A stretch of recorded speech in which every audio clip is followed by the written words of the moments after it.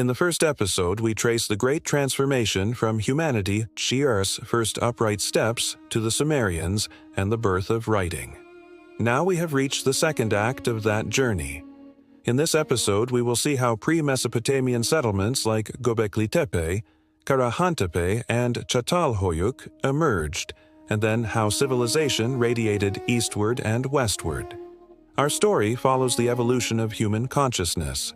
The first symbols carved into stone, the first words pressed into clay tablets, and the first laws etched onto city walls were turning points. Now, as that consciousness spreads to every corner of the globe, we will explore how powers, cultures, and languages begin to intermingle. Hunter-gatherer ancestors adapted to the warming climate at the end of the Ice Age. The agricultural revolution that allowed a settled life also changed calendars, architectural styles, and social structures. Human communities would no longer be nomadic, but would become founders of permanent cities. In the 6th century BC, Cyrus the Great came onto the stage, uniting the Medes and surrounding peoples to found the Achaemenid Empire. This empire brought together diverse peoples across lands stretching from Anatolia to the Indus Valley. Cyrus' act of releasing the Jewish people from Babylonian exile and allowing them to rebuild their temple led later generations to refer to him as a Messiah. He established a centralized administration by appointing satraps to the provinces, built roads and a postal network, and thus accelerated trade and communication. The Zoroastrian faith spread widely during this period and laid the foundations of Iranian identity. The royal road built by the Persians was a stone highway running from Sardis to Susa. Caravans and postal riders could travel from one end to the other in a week. Monumental tombs, like the mausoleum at Halicarnassus and the Apadana Hall at Persepolis, reflect the empire's architectural legacy and show that art was as important as politics. At the height of Persian power, Athens, Sparta, and other Greek city-states were rising in the west. The wars between the Persians and the Greeks staged a clash between ideas of democracy and empire. In 334 BC, the young general Alexander the Great marched into Persian lands with the legacy of his father, Philip II, and defeated the Achaemenid king Darius III, building a vast empire. Alexander's sudden death saw his territories divided among his generals.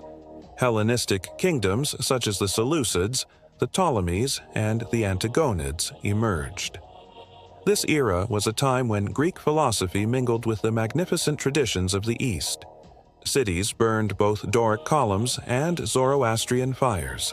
At Marathon and Salamis, the Greek cities united to halt immense armies, and at the same time they made great strides in mathematics, theater, and philosophy. Centers like the Library and Lighthouse of Alexandria produced scholars like Euclid and Archimedes, whose work transformed our understanding of the universe. The order Alexander established did not last long. In 247 BC, the Arsacid dynasty, arising from the native Persian populace, rebelled against the Seleucids and founded the Parthian Empire. This new power controlled lands from Mesopotamia to Central Asia, and dominated the region from 247 BC to 224 AD. The Parthians blended Persian and Hellenistic traditions to create a unique culture and, thanks to their strategic position on the Silk Road, became the lifeblood of trade between East and West. Their greatest rival was the Roman Empire to the west. The two superpowers waged a centuries-long chess game, and Mesopotamian cities changed hands many times. Parthian cavalry, famous for their armored cataphract riders and deadly archers, cultivated a culture that fused Iranian mythology, Greek gods, and local beliefs. At the same time, they safeguarded caravanserais along the trade route from Constantinople to China, ensuring that silk, spices, and exotic goods could travel safely.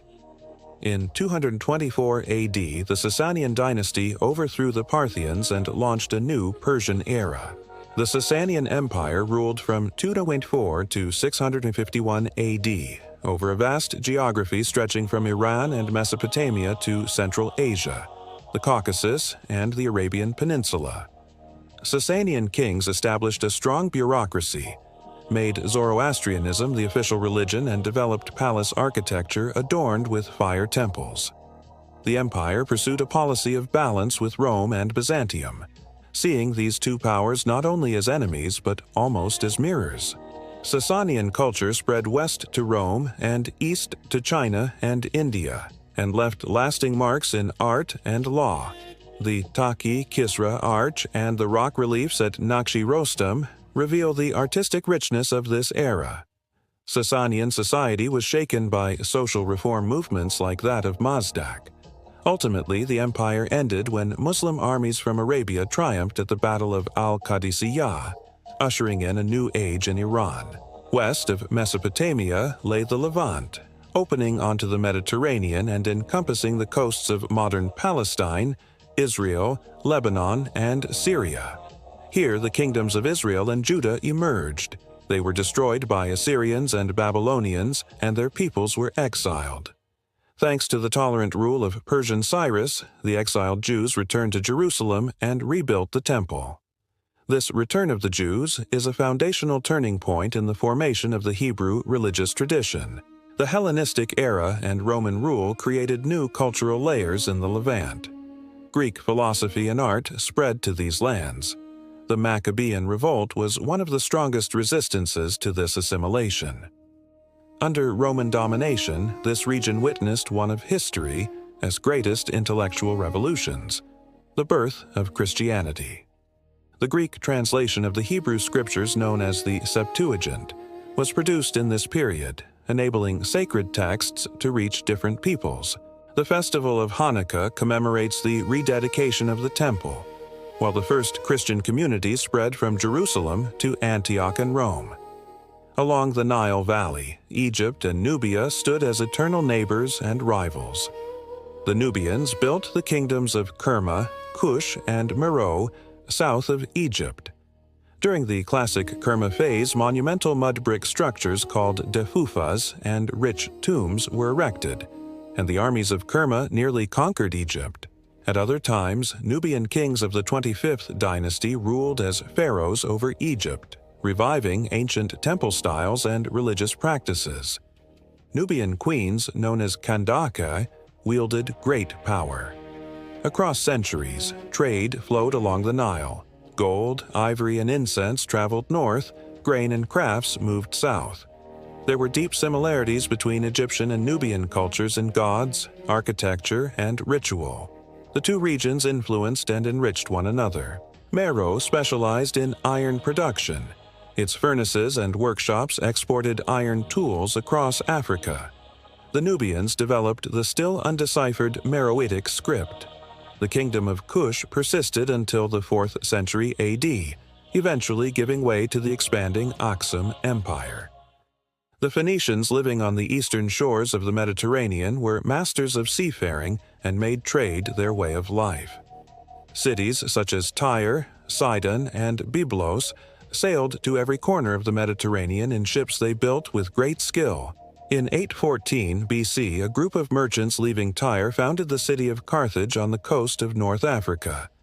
Beginning as a small colony, Carthage quickly became the center of Phoenician culture and the richest city in the western Mediterranean.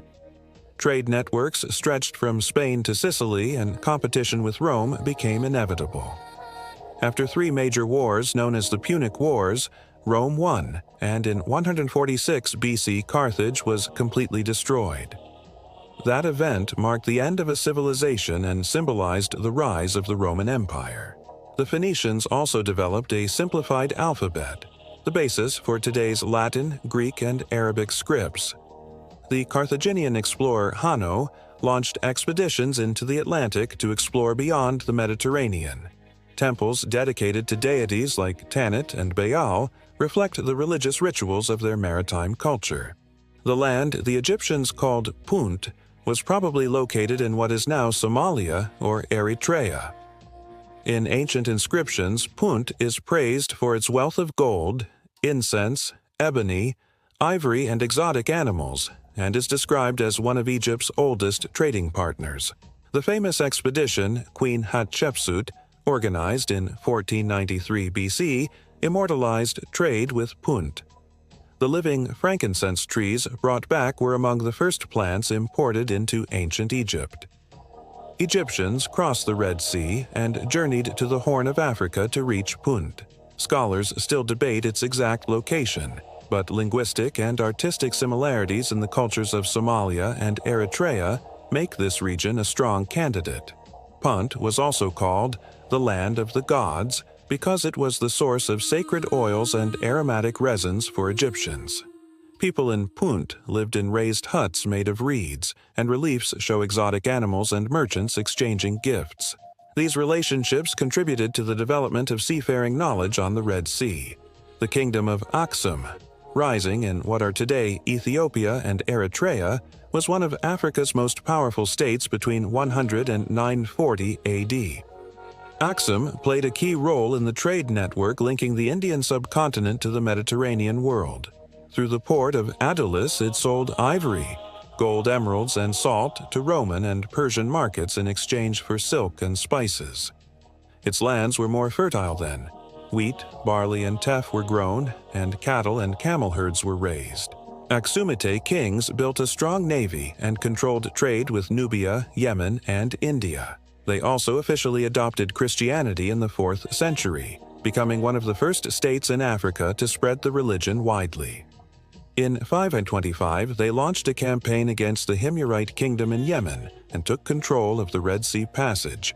But Aksum gradually declined with the rise of Islam and changes in trade routes. The Persian prophet Mani listed Aksum among the 4 great powers of his time. The kingdom minted its own coins bearing portraits of kings and gaze inscriptions. Massive granite stelae soar into the sky, marking royal tombs. The Nok culture found in present-day Nigeria existed from the 5th century BC to the 2nd century AD and is one of the earliest settled communities known in West Africa. The Nok people perfected iron smelting technology, becoming one of the first sub-Saharan societies to do so. Excavations at Taruga have revealed iron furnaces and 13 kiln remnants dated to the 4th century BC. This technology enabled them to produce durable agricultural tools such as plows and axes, increasing productivity and establishing agricultural villages. Nok artists are famous for their extraordinary terracotta sculptures. Human and animal figures are rendered with naturalistic detail, and some pieces even show Egyptian influences. Various theories exist about the origins of this culture. Ironworking may have been adopted from Nubia or invented locally. The Nok culture ended suddenly around 200 AD, possibly due to climate change or overuse of resources. It covered an area of about 78,000 square kilometers, roughly the size of Portugal. Figures were likely used in burial rituals and amulets were hung in the holes on their heads. After the collapse of Nok society, agricultural communities continued to live in the region, but ironworking declined. Gene-Geno, located in Mali's inland Niger Delta, developed between 250 BC and 1100 AD and is considered one of the oldest cities in sub-Saharan Africa. Surrounded by fertile fields enriched by river floods, it could grow 2 crops per year. Fishing and the cultivation of rice and millet sustained the people. This journey from Göbeklitepe to Gene-Geno, from Persian palaces to Nubia's Defufa temples, shows that civilization is not the product of a single geography. In the same era, independent yet interconnected cultures flourished in the Middle East, the Nile Valley, the Red Sea shores, and far corners of West Africa. Ideas, religions, and technologies traveled across continents via trade routes. Zoroastrian prayers, Jewish laws, Hellenistic philosophy, and the skill of African blacksmiths nourished one another. What we have learned in this section underscores the universality and diversity of humanity. Drive to build civilizations. Geographic diversity also enabled the spread of diseases, plants, and animals. These interactions were sometimes destructive, but sped up mutual learning. Words were borrowed between languages. Musical and dance rhythms fused into new forms. In future episodes, our story will travel to the river cultures of India, the earliest dynasties of China, the island cultures of Korea and Japan, and then back to the Aegean city-states and the laws of Rome. Civilization progressed because creative thought flourished when boundaries were crossed. Each people contributed to this global mosaic. History is not just a chronology of kings and wars. It is the story of how people think, believe, and connect with one another. In this episode, we encountered symbols carved in stone, epics written on clay, and hands shaping mud from thousands of years ago.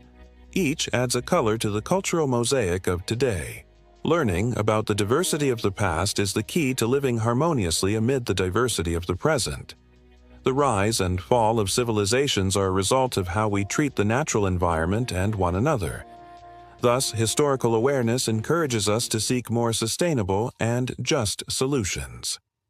In the next episode of the series, we will journey to the civilizations born along the Ganges and Yellow Rivers, to the city-states of the Aegean, and later to the ancient kingdoms of the Americas. Join us on this journey. As we explore the past, we will also rewrite our own story.